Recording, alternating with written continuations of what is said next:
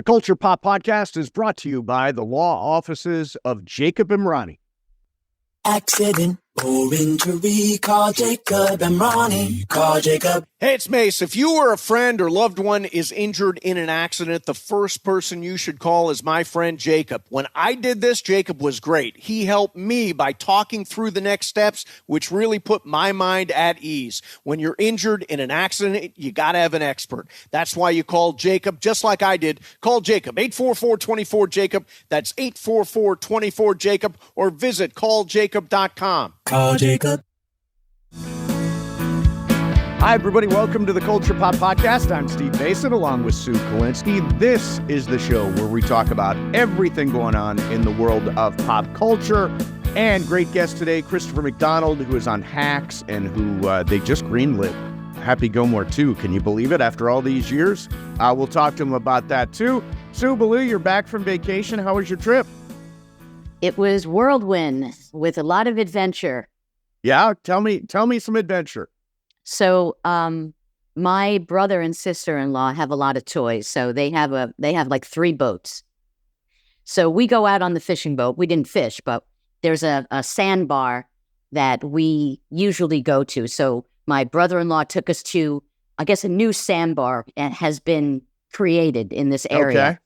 So it's in Stewart, Florida, which is like 90 miles, I guess, north of West Palm Beach. Very pretty, very, very wealthy area. So we're hanging out on the boat. We take chairs. We put them in the sand. Tom decides to go in the water. He's got his sunglasses on, and he dives into the water. Yep. And he comes out, and, nobody, I didn't even know that whether he had or didn't have his sunglasses on or not. Right. So we're on the boat, and he's like, "Where are my sunglasses?" And we're gone. We leave the area, and we're like, halfway back. And he's like, "Where are my sunglasses? This is crazy." So turns out he lost them in the water. Right? Okay, sure. So the next morning, my brother-in-law says to him, "Did you find your sunglasses?" And he said, "No." He says, "All right, let's go back." He says, "No, really? You go back to the sandbar?"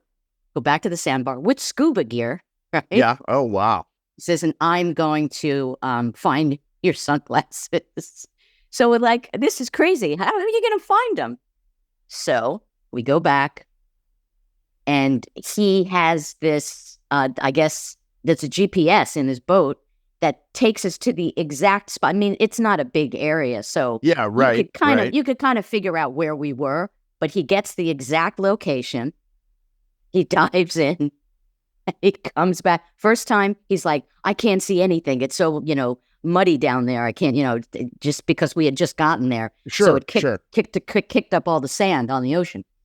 So he goes back down again, and he pops up and he says, "Are these yours?" And he found them. Really? That's crazy. That's crazy. So then on the ride back, Tom's hat flies off of his head. Oh my God. Can this guy not keep it together? Unbelievable. So we're like, "Oh, the hat is a total goner." He says, No, let's circle back. So we circle back. We have a harpoon spear, and he gets the hat. Tom had the spear, got the hat. So we got the hat and the sunglasses back. Wow. Now, Tom seems like kind of a pain in the ass on a boat. He lately is so forgetful. I can't tell you how many times his wallet fell out of his back pocket. Oh, is that right? Yeah. Oh, yeah. It was sitting in a restaurant, and we're getting ready to leave, and someone says, "Excuse me, sir, is that your wallet?" And it's on the floor right behind him. I'm like, "What is wrong?" It's like, I said, "You come down to Florida, and you automatically become an old man." Yeah, that sounds like what's going on. So anyway, but it was fun. All in it was all, a fun great trip. Yeah. Good trip. Good. Yeah. So I did some stuff. I went to see Justin Timberlake. Oh yeah, I saw that on I posted on Facebook or somewhere. I saw. Yeah, he's bringing sexy back. He brought it back already. It's been brought in. So the sexiness was there, and it was beautiful staging, spectacular staging. He is like it's nonstop choreo. He is dancing the entire show. And I thought it was fantastic. He closed with my favorite JT song, Mirrors, which was awesome. He was like way up at the top of the forum. I thought just an all-round great show. One of the best, excuse me, all-round entertainers I've seen on stage. He's kind of like, he's got like this cool, like this Rat Pack cool. He's got like some Fred Astaire kind of dance. I mean, I just think he's a classy, cool performer, and I thought it was a hell of a great show. Now, does he do the fedora thing? You know, does he have a fedora when he sings some of the songs and tips it forward? He actually did not do it, but that would be completely appropriate. He does use a cane for part of it, so that's kind of old school. What else? I just went to see Kingdom of the Planet of the Apes. And I thought it was just okay. Oh, that's disappointing. Yeah, I mean, this is the fourth installment of the reboot here, and it's the start of a new trilogy, and I hate this about movies, where first of all, the effects are crazy. The motion cap stuff, absolutely amazing. You immediately forget you're watching pretend apes and gorillas and orangutan. I mean, it is so real. And then the lead characters keep eagles as pets and as sort of working birds, and the eagles are so real.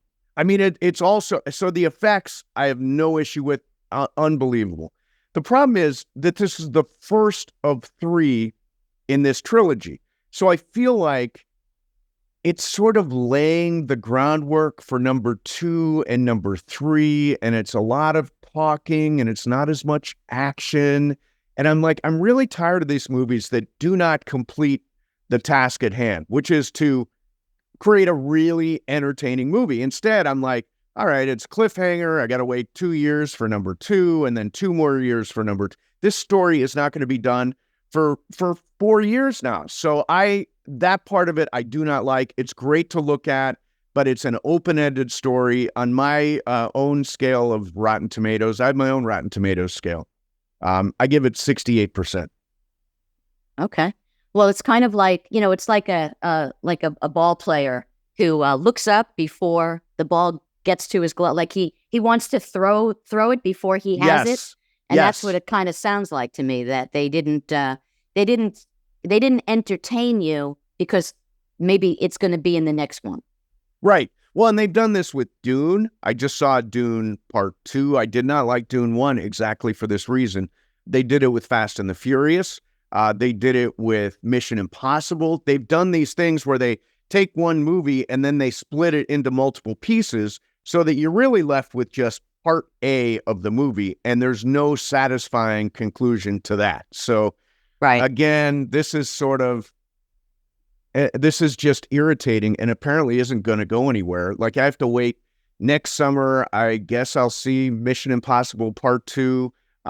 Then in next Christmas, I'll see Fast and Furious, the latest one, Part 2.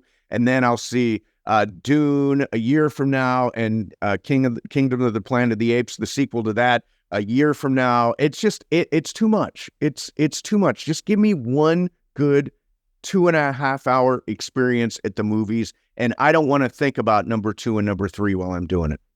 So this was supposed to be a throwback to the original. That's why I was looking forward to seeing it, but it's not really. It's not really. It's not really. Okay.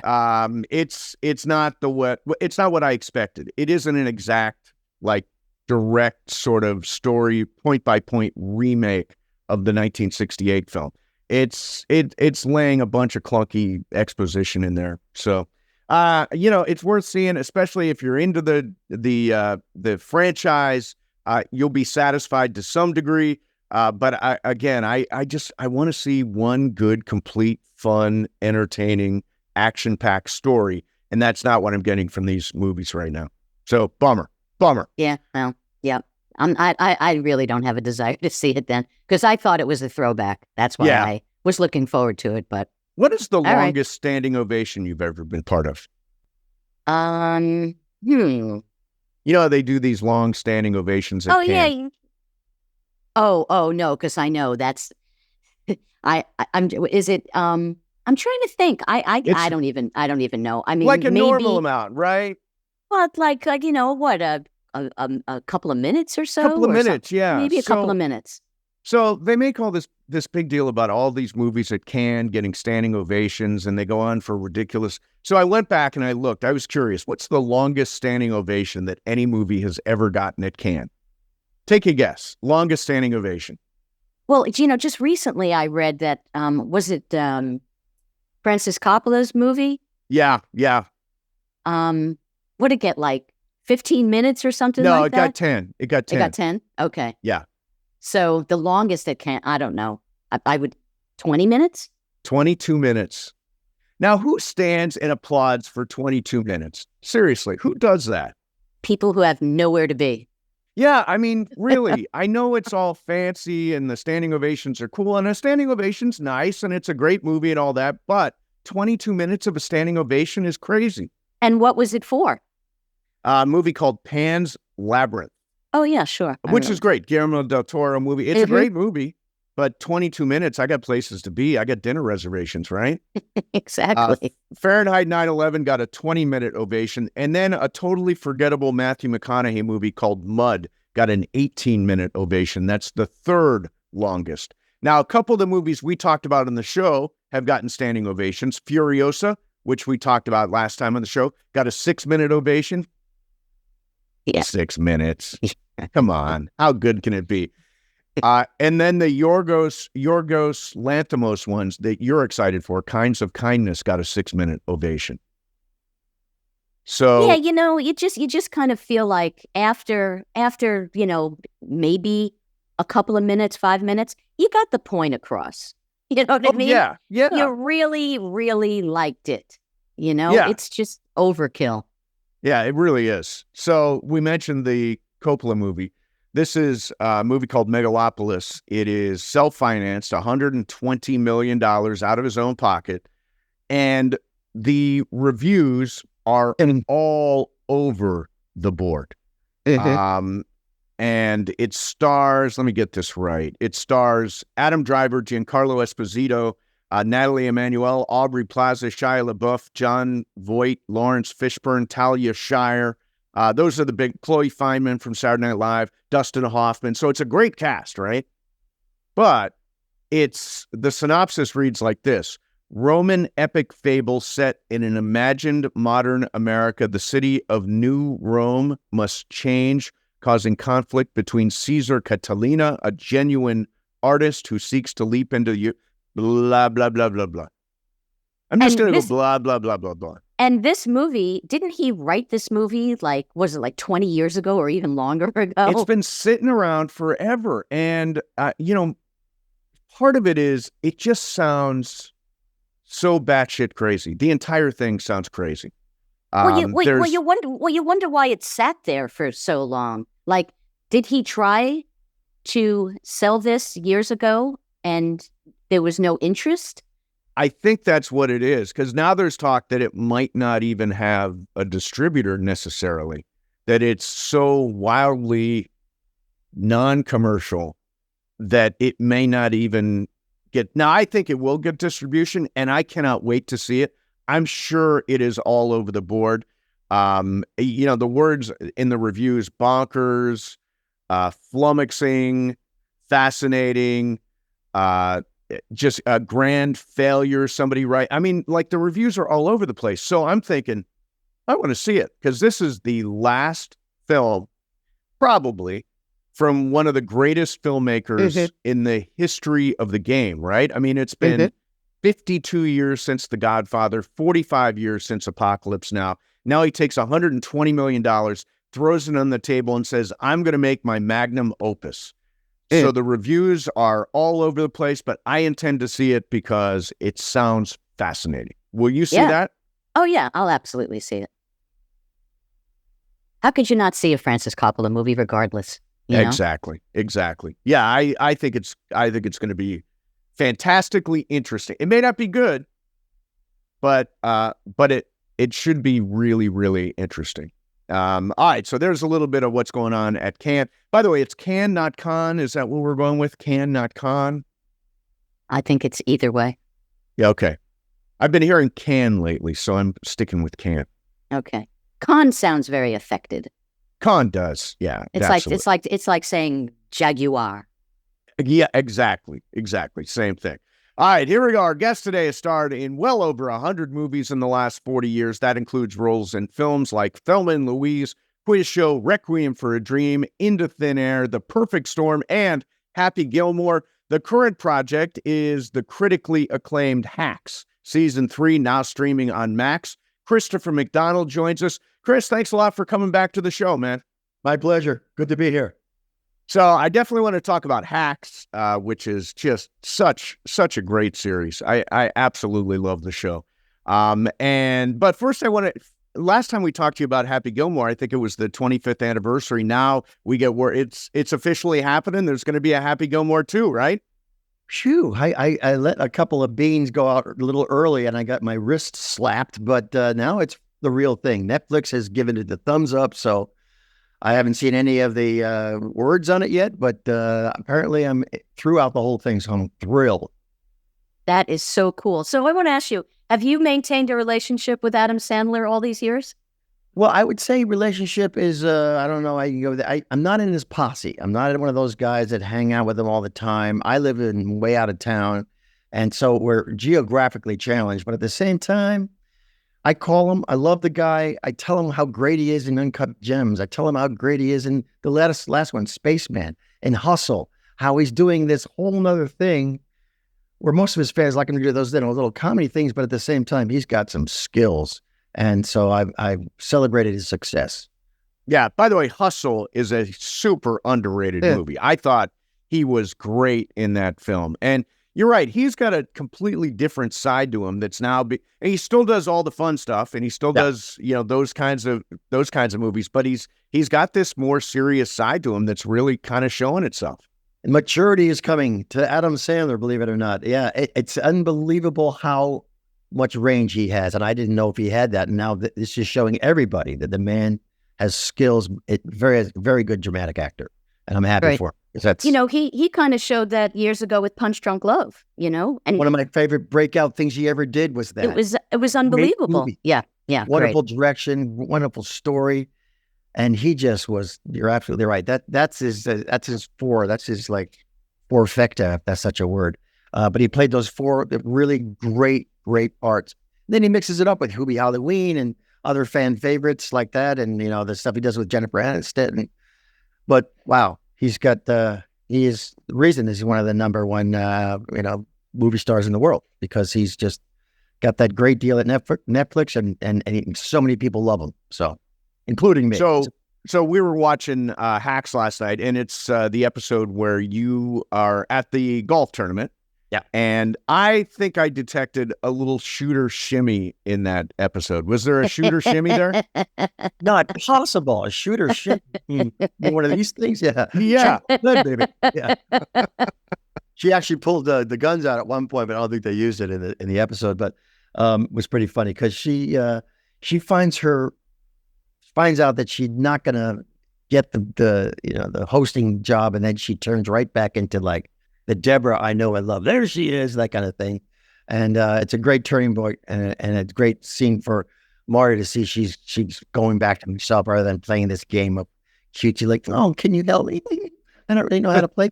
And we really know that she can slam it. She can do anything. She's Gene Smart. So there was a little sensitive side I saw of your character when she was hooking up with Tony Goldwyn.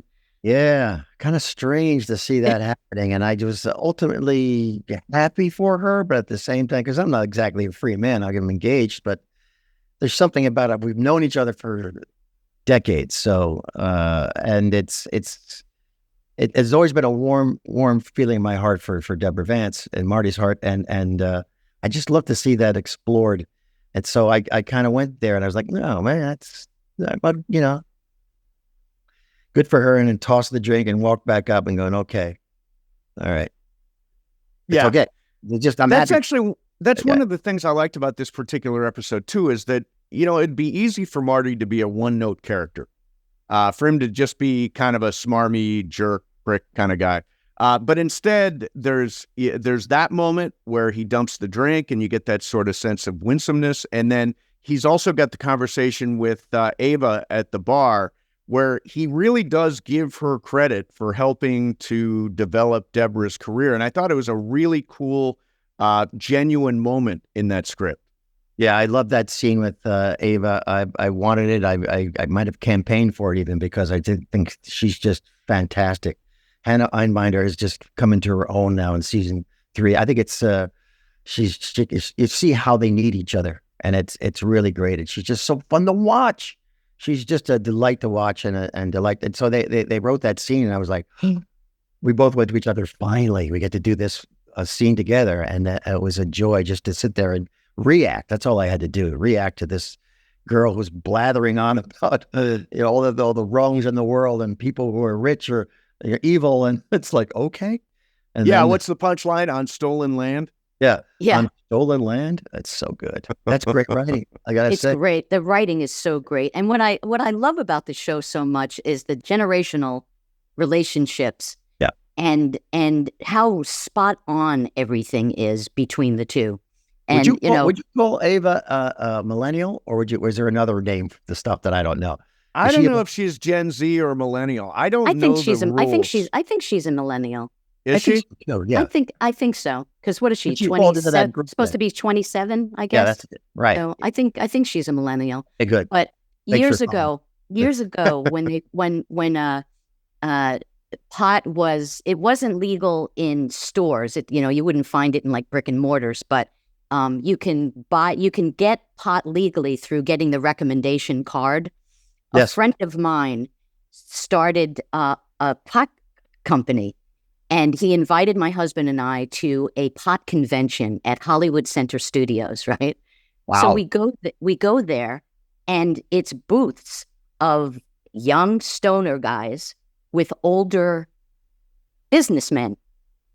And it was such a funny team, but it made so much sense because the businessmen, they had the money, they didn't know anything about pot, but the stoners knew everything about pot, and they had formed this relationship. That's rare. That's funny. Yeah, so I look at from the perspective of having this young writer writing for an older comedian. Yeah, and the wisdom that floats back and forth through both is just, it's so smart. Yeah. And again, I think the writing has really it's even better this season. They knocked it out of the park in season 3. They really did. They just had a little more time in their hands, maybe, I don't know, because of the rush of all that stuff. But you have a strike, and then you have Jean had her heart issue, and they just wrote, and beautiful. That connection is more solid now than ever. Even though they started like, oh, and they run into each other in the elevator, and it's kind of like awkward, and then you find out that they're doing, and they play on that, the history that they've had, and it's just like you say, beautiful writing, and they both learn that they need each other, so, and they both learn from each other, so why not? So, a lot of what we've been seeing is Jean's character, Deborah, kind of wrestling with getting older, and the ageism that exists in Hollywood, and that certainly played a role in her not getting the Late Show. It's kind of hard to get older in this business, isn't it? Oh yeah, it is. That's what I think the future of Marty and Deborah might be interesting down the line in another season, because it's Act 3. It's TikTok, man. What are we going to do? What makes you really happy?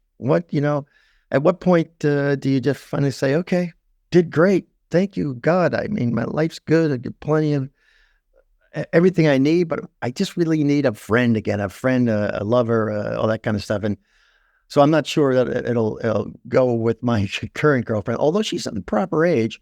I did like those young ones for a while there, but they were, anyway, Marty and her, I hope I have an act 3 together, which would be absolutely wonderful for me, because I just adore her in life as much as I enjoy her on the screen. Yeah, and talking about the writing, there's that scene where the two of them get lost in the woods, and Jean Smart says to Ava, anything I want to do, I have to do now. That's the worst part of getting older. Best part of being young, you don't have to savor anything. You don't have to suck the marrow out of every day. I mean, what great dialogue is that? That's what I'm saying. These are brilliant, brilliant people. And they've known each other forever. Jen Statsky and Paul and Lucia, fantastic. Just fantastic. And like I said, they're hitting it out of the park this year. And I'm sure they could do it again for another 3 seasons because they're that good. So kudos to those writers. Because that is, so, I had to watch that too. And that is just gorgeous writing. So descriptive and so heartfelt. Yeah. So Gene is obviously a legend, has been in the business and worked in the business and it feels like this is kind of like her career crowning achievement. Does that seem right to you? Well, I think that I don't know if you can win any more awards than she has. So I think she is riding that wave right now. And then she does amazing things like The Mayor of Easton, where it's completely different, a 180. And then she shows up on Babylon. And I just take my hat off. She's having not even a moment. She's having like a big moment. So yeah, this will be one of the things she's most beloved for. But it goes way back to designing women. Sure. She's been beloved. And I worked with her years ago on Harry's Law. She did a big arc on that show and working with 𝐂𝐾𝐫 𝐰𝐲. And she just was just tough as nails and really fun to work with. And so we've been friends for a long time. And I love to see this happening for her because it can be a very, very hard thing. If you don't have something like she does, you kind of can sort of, make different choices in life and say, well, maybe I will move to Hawaii now or Italy or something like that. But at the same time, if you can do it, keep doing it. If you love it, keep loving it. And she loves it, obviously. She just can't get enough of it. And if the writing is so damn good, she'd be foolish to leave it, kind of, get out, because this is a true gift for any actor. So when you're working with an actor who you have this history with in the show or the film or whatever, especially with the show because so many more episodes, it's ongoing. Do you sit with each other and talk about some kind of made up history that you have together? That do you do that with one another? I had a little bit of that, but then I just look into her eyes and just see it because I just have immediate chemistry with her. She's so beautiful inside and out. So we never really delved into our history together and the fact that, we've got what we know. It's a palmetto. 25 years in, I have to let her go. And that is really hard for my character. And so then you get the emotional stuff, and that's what we all love to watch. And it's very hard for me to do that for her. And I hope she'll forgive me. And if she doesn't forgive me, she basically tells me where to go. And then all that stuff happens. But there is, again, once you get, that kind of thing where I think it was season 2 where her daughter was getting married, and then we ended up, in bed together. And it was just kind of like this comfort thing that they have with each other, which is just something that is so beautiful. And that's why they're kind of all to the same, I don't know. It's like I just love that she goes on and just tears it up and says, I'm not quitting this time. So that is a really empowering thing she goes through in season 3. So, and I hope that happens again in season 4 for her. And she has a great run on the talk shows and oh my God, the people that get to do guest star work they're just brilliant. Just brilliant. Yeah. Right? Yeah. Really cool. So I'm thinking Marty from Hacks, Shooter from Happy Gilmore, TV host in Requiem for a Dream, game show host in Game Show. There's a certain, or quiz show, there's a certain quality that these guys all have. What would you call it? Well, very good question. I would have to say, first of all, self-confidence over the roof. I mean, just like really out there, because they're kind of braggadocio, they bring that kind of, I did a lot of that on stage when I was a younger actor, and it got resonance from the audience. But what is in my later, there you go. In the later years here, it's like if you add in that kind of, you see a little bit more emotion out of his heart. He's not that beast that he's trying to protect. You could see behind the eyes, if you will, and see that he's got a heart of gold, and that comes out in the writing, and I get to do that. So I don't know. I just I really don't know. That's a very good question. I should work on that. Yeah, because but I know the stories, they need that. If they don't have that guy, you don't have that jerky guy in Happy Gilmore. How does the hero get lifted up? Right, You exactly. want him to lose. And if you don't want the girls in Thelma and Louise to come back to her husband, he's got to be a jerk. They're gonna go over the cliff rather than Gina's character come back anyway. That kind of stuff. So I get the gift to go a little bit out there, which is really fun. That is cool. Yeah, it's So good. characters that you create, are they always just like bits and pieces of people that you know in your life? Or People that I've observed in life too, which is one of the great things of being an actor. I have a curious mind and I love airports. I'll go an hour early just to watch the people and build their whole background walking by.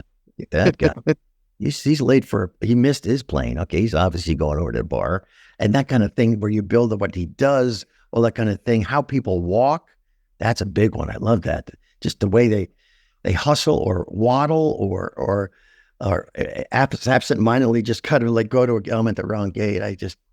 Whatever is going on in their mind. It's just fascinating to me. And I know a lot of actors say that too, because it's just, you can take it from life and put it on the screen. You're one step ahead of the game. So that's what I like doing. So you have played some legendary sports figures in your career. You played Joe DiMaggio in The Bronx is Burning. You played a Jerry Jones-like character in Ballers. I know you're a sports guy. Now, is this just happening by accident, or are you sort of seeking out roles like this, sports kind of roles? I'm gonna have to say it's on accident, and I don't know why, but I guess I looked a little bit like Joe D during his Mr. Coffee years. But yeah, they're doing my windows, these guys. Yeah, Joe D was a lot of fun. I was doing a Broadway play at the time, and I got my Monday was the day off, so I came in and did that thing, and then they brought me back again. Then the Bronx is Burning, and it was just fun. It was like, it's just a presence that you build, that you bring to the role. And Joe D was like, he had a very famous thing. He said, "My announcement name is the greatest baseball player ever, Joe DiMaggio." That was in his contract. I mean, yes, wow. nice. Wow. Talk about a guy with confidence. Talk about a guy with a little bit of ego on the play. But all these guys had a lot of that stuff going. And Daryl thought he was the greatest, the greatest carpet salesman in Thelma and Louise, but he was just a bit of a buffoon. And there were a lot of people like that. And I saw that in airports. I saw that when I went to Kentucky, when I went to Arkansas and started to learn the dialect where everything goes up in the end and everything's kind of like that. And it really feeds you as an actor. And the other roles as well. You just find how that character, if you took it out of the scene, out of the script, how would the movie change? Or what I'm saying is, what does this character bring to the story? And how I can run with that. And it happens to be sports are everybody's favorite. They love sports movies. And I love sports movies. So it was a good kismet that all the stars lined up. Well, I know you're a golfer. Go ahead. I was going to say, I know you're a golfer because I don't know if you remember, I met you years ago at a Richard Karn tour, the celebrity golf tournaments up in Seattle. It was 100 years ago. It really was. I had not been playing a lot of golf before that, but boy, that's when I started getting the bug again. Fantastic. I love Richard Karn. Great guy. Yeah. So on the golf subject and skipping back to Happy Gilmore, is it true that last putt that you sank was actually you in Happy Gilmore? Well, that's true. I asked the director, Dennis Dugan, I said, please don't cut to the hole on the ball rolling in. Let me try to make this. But it was on a botanical garden because no self-respecting golf course is going to let a tower and a BW come in and screw up their greens. So that's what happened. He gave me, I think, 5 or 7 tries, and I nailed it on like the 5th and did that whole ad-lib dance at the end. Show all that, baby. Shoot like that, and guns flaring away. And because it was hard to make, because you could watch the bullet. I tried to take all the break out of it and just nail it. And then it went in. It had a gun pass, would have gone past like 11 feet. So it's kind of funny. Yeah. Now, you're still a Bills fan, right? You grew up a Bills fan. Oh, yeah. Buffalo Bills, yeah. These guys are, when I moved to another room. Yeah, no worries. I've always been a Bills fan since I grew up in upstate New York. And what happened was they got really close about 4 times. Oh, yeah. Yeah. Yep. And they keep getting close now. I mean, they don't get to the big game, but they've gotten very close. Yeah, this is Josh Allen. He's a gift. He's so good. He's got a wicked strong arm. He's got no quit in him. He's terrific. I mean, we lost our one of our star receivers, but I guess it was a kind of a contentious thing. Stefon Diggs. Stefon Diggs, yeah. Anyway, number 13. Stefon, and so he's gone now, and then we'll get new ways. But boy, the team is just so good. They're building a new stadium up there. The fans are rabid. The Buffalo Bills Mafia. They are not to be messed with. They are diehard fans. And I've had a great joy of being friends with Jim Kelly. So I get to go up there, sit in his booth, and have a great time, meet all the hoi polloi, and watch the Bills tear it up. So big fan. Have you ever jumped through a flaming table like those Mafia guys do? I have no idea why they do that. It's not one of my favorite things. Even if I had like a daughter, like, don't do it. They're going to throw me down. No, don't do that. So it's just what they do. They're just, I'm telling you, they're a rare bird, and I love them all. They're fanatical, but wow. Crazy. Yeah, the Bills fans are the best. They really are the best. I love when I'm trying to remember an exact instance where they find somebody who had a bad game, and then they jack up his charity. They donate all that money in his name, which is fantastic. How great is that? Oh, it's so back cool. in the day when we went wide right too. That guy became a hero anyway. Yeah. Yeah, because that's the game. And it was something really smart when they called it like, oh no, timeout, just like, and then it went right, got in his head. That happened to us again this last year. So yes, it did. Wide right. What do you think of Larry David's take that we should get rid of goalposts and kickers altogether? That would actually probably help Buffalo. Oh, I'm a no comment on that one. We've had great kickers too. It's a hard game, but I think it's really important when a game comes right down to it, or else, oh my God, the games would go on and on and on without like that one field goal, because that just raises the stakes so high. There's so much pressure on the kicker. It's 31-31. You miss this, or no, 31-30. You miss this, we're out. You make this, you're a freaking hero. So That's the life of a kicker. Even the extra point. I mean, it seems like in these past couple of seasons, I've seen more missed extra points. Yeah. In all the years of watching football, and I know that they did move it back a bit. Yeah, they moved it back, but it's you're absolutely right. You're like, wow, how do you miss that? But there's other guys they've made 97 in a row, and there's the luck. I'm a Rams fan. We had we went through kickers last year. We went through kicker after kicker, and we held our breath for every extra point and every field goal. It was really, really hard. Yeah. Hey, I want to finish with one question about Happy Gilmore. So, the amazing golf ball whacker guy and Shooter. What has made that movie stand the test of time? Wow. The humor is really very, very, very good. And the fact that, Chubbs, rest in peace, the wonderful actor. I mean, the people that he had in it were really good. The Bob Barker scenes were incredible. Oh, amazing. Like stole the scene. Bob was just terrific.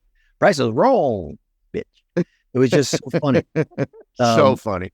So funny. And Sandler, the fact that Sandler is beloved by so many people, this movie came out, made about 50 million, I think, or just shy of that.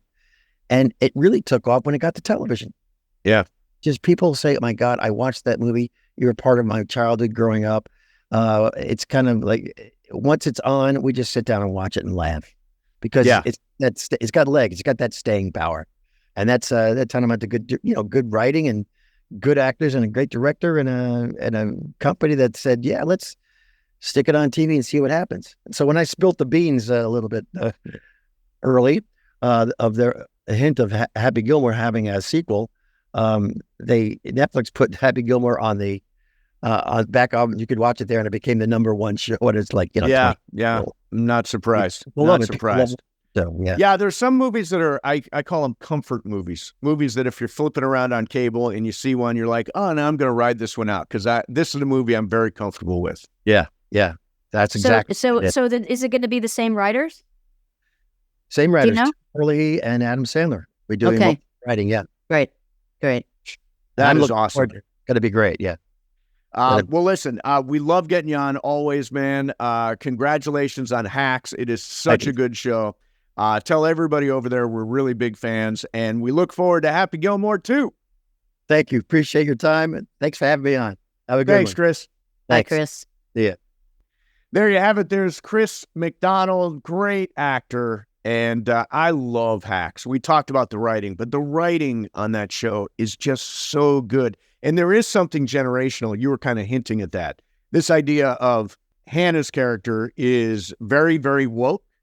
And Gene's character, Deborah, is not. And they've sort of found this middle ground where both of them can exist and feel good about. Right. And I love that there are teaching moments between them, which is really fun. And they go both ways.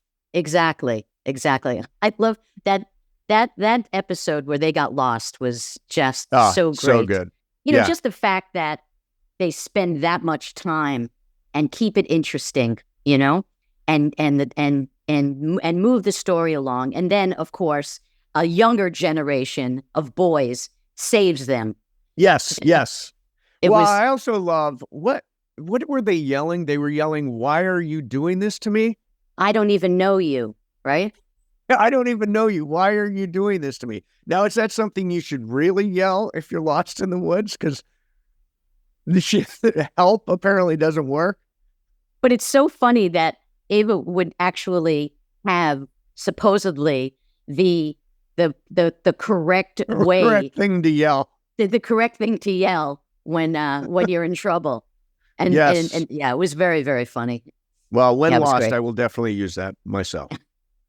And God knows it, maybe at the Dodger Stadium parking lot tomorrow night, where I can never find my car after the game.